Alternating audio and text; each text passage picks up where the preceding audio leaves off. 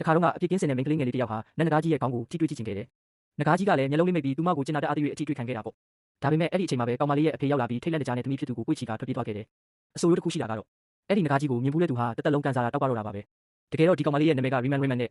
သူမကိုပင်လယ်လေကမုန်တိုင်းထန်တဲ့ညတညမှာမွေးဖွားခဲ့တာပါ။မိခင်ဖြစ်သူက6 လအရွယ်10 လဖွားဝေဒနာကိုခံစားပြီးမွေးဖွားခဲ့ပေမဲ့ကလေးလေးကအသက်မရှူခဲ့ပါဘူး။စိတ်ပြအားငယ်သွားတဲ့ဖခင်ဖြစ်သူဟာကလေးကိုတင်မောနာဆွဲခေါ်သွားပြီးသမီးလေးသာအသက်ရှင်မယ်ဆိုရင်တစ်သက်လုံးကောင်းမှုကုသိုလ်တွေပဲလုပ်ပါမယ်လို့နဂါးမင်းစီဆူတောင်းခဲ့ပါတယ်။အဲ့ဒီအချိန်မှာပဲပင်လယ်ထဲကနေအပြာရောင်အလင်းတန်းတစ်ခုရုတ်တရက်လင်းထိန်လာခဲ့တယ်။အဲ့ဒီအလင်းတန်းဟာတောက်ပနေတဲ့နဂါးကြီးခွန်တွင်ပြောင်းသွားပြီးကလေးရဲ့ခန္ဓာကိုယ်ထဲကိုချက်ချင်းစိတ်ဝင်သွားခဲ့တာပေါ့။ဖခင်ဖြစ်သူဘာလို့ရမှန်းမသိဖြစ်နေတော့မှပဲအေယာမနဂါးနဲ့ကြီးတကောင်ရေထဲကနေပေါ်လာပြီးကျင်းလောင်စွာဟိန်းဟောက်လိုက်ပါတယ်။အဲ့ဒီလိုနက်တီဝါရဲ့စွမ်းအားတော်ကြောင့်ကလေးငယ်လေးဟာရုတ်တရက်အုံမူပြီးအသက်ဘေးကနေလွတ်မြောက်သွားခဲ့ပါတော့တယ်။ကလေးငိုတန်ကိုကြားတော့မှနဂါးကြီးလည်းစိတ်အေးသွားပြီးပင်လယ်ရေနက်ပိုင်းစီပြန်လည်ငုပ်ရှိုးသွားခဲ့တယ်။အနှစ်20ကြာတဲ့အခါမှာတော့ရီမန်ဟာအရွယ်ရောက်လာခဲ့ပါပြီ။သူမဟာနတ်မိမယ်လေးတစ်ပါးလိုရင်သက်ရှူမောဖွယ်လှပလုံးတာကြောင့်စူဆောင်းသူတွေလူပြိုတွေဟာသူမအိမ်ရှိမှာအမြဲတမ်းစီနေကြတာပေါ့။ဒါပေမဲ့ချမ်းသာတဲ့ကောင်လေးတွေရဲ့တောင်းရမှုကိုတောင်သူမလုံးဝစိတ်မဝင်စားခဲ့ဘူး။ဘာလို့လဲဆိုတော့သူမဟာထူးခြားတဲ့ရည်ရွယ်ချက်တစ်ခုခုအတွက်မွေးဖွားလာတာလို့ကိုယုံကြည်နေလို့ပါ။လူတွေလာရှုပ်လုံးတဲ့အခါမှာတော့သူမဟာတတိုင်းကိုကြော်ပြီးထွက်ပြေးခဲ့ပါတယ်။တရက်တော့ထွက်ပြေးရင်းနဲ့တည်ငြိမ်ပြီးလှုပ်ဝက်ဆန်းကျဲတဲ့ကောင်လေးတစ်ယောက်ကိုသတိထားမိသွားတယ်။သူမဟာငေးမောကြီးနေရင်းကနေရုတ်တရက်လဲကျသွားခဲ့ပြီးအလောတကြီးဖြစ်သွားတာကြောင့်လက်ထဲကပကြီးကားချက်လေးလွတ်ကျသွားခဲ့တာပေါ့။အဲ့ဒီကောင်လေးကကောက်ယူလိုက်တဲ့အခါအဲ့ဒါဟာမိန်းကလေးငယ်လေးတစ်ယောက်ရဲ့ပုံဖြစ်နေပါတယ်။သူဟာအဲ့ဒီကလေးကိုနှစ်ပေါင်းများစွာကတည်းကတီးခဲ့တယ်လို့မျိုးခံစားလိုက်ရတယ်။ဒါနဲ့သူကရီမန်စီတန်းတန်းမတ်လျှောက်လာပြီးဒီကောင်မလေးကဘာတူလဲဘယ်မှာနေလဲလို့မေးခဲ့ပေမဲ့ရီမန်ကတော့ဖြေဖို့ပြတ်ပြတ်သားသားညှင်းဆန်ခဲ့ပါတယ်